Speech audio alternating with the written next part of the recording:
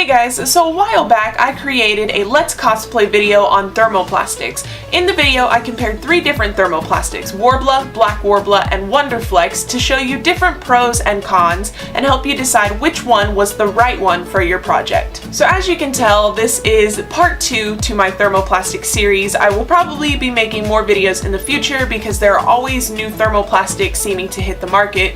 In this one I'm only going to be comparing 2 different of the top contenders, which is Black Worbla and Thibra. So the first thing we're going to talk about is the difference in price. Black Worbla is a little bit more expensive. The jumbo roll is around $88 and the smallest size is around $24, while Thibra can range for about $12 to a tiny sheet to $80 for the largest roll.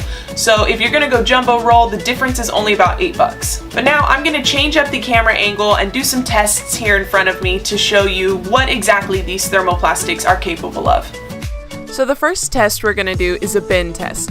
As you can see, Thibra is not super flexible. It has a very boxy bend and it leaves crease marks on the thermoplastic if you bend it too much. Black Worbla, on the other hand, is very bendy, fluid, and bending it leaves no marks behind.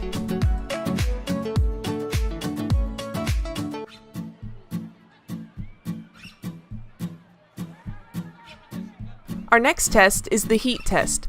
As you can see, our Thibra heats up pretty quickly and becomes very soft and fluid once it's heated.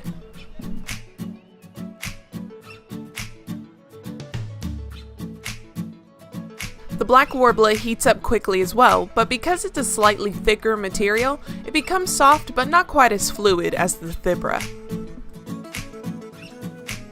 The next test is the stretch test. Heated Thibra can easily be stretched out to a pretty crazy length before breaking. However, keep in mind the material of course becomes thinner and thinner the longer you stretch it, losing its strength and ability to hold a strong shape.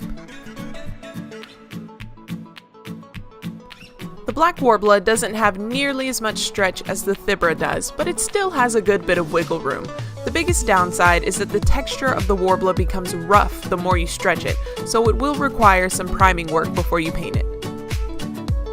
Moving on to the self-adhesive test. As you can see, the Thibra adheres to itself very well, and once stuck, it is impossible to pull it apart.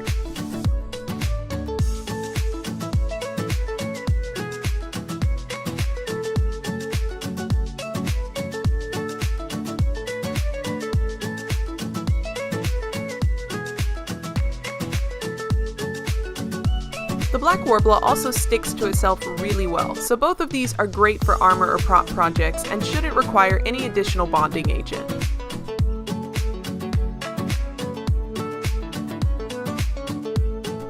Moving on to the molding test. Black Worbla can easily be heated and rolled to make borders or trims for your projects while still holding on to its original strength. Like I've mentioned before, Black Worbla, the more you heat it and the more you work it, the more texture it's going to have, so you will need to prime it just a little bit, but it's still not a bad trade-off.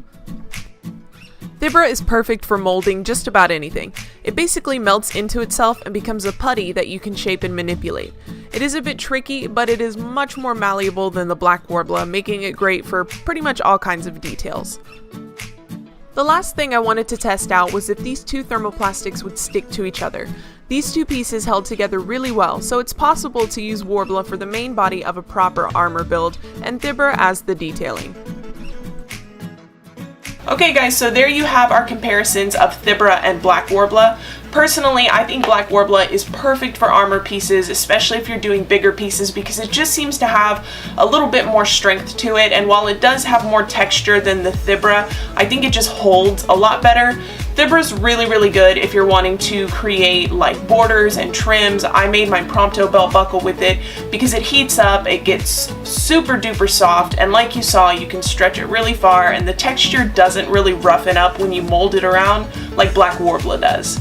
Another thing to keep in mind, because Thibra is so smooth and heats up and becomes so thin, it's going to show every little imperfection that you're covering over. So if you've hot glued 2 pieces of foam together and some hot glue is poking out from underneath one side, the Thibra is going to show that while the Worbla would not. At the end of the day, I think they're both really great and really capable thermoplastics. It's gonna just boil down to what you're trying to make and what works best for you. The main advice I would like to give you is that both of these, when heated, are extremely hot to touch. My hands are kind of used to the warmth, and even for me, these thermoplastics get pretty hot, so I probably should have worn some gloves just to be safe. So really, really be careful, protect your work surface, protect your hands, and just overall have fun. I hope this thermoplastic guide part 2 was a little bit helpful to some of you, maybe pointing you in the right direction. Thank you so much for watching. I hope you enjoyed it, and I will see you in the next one.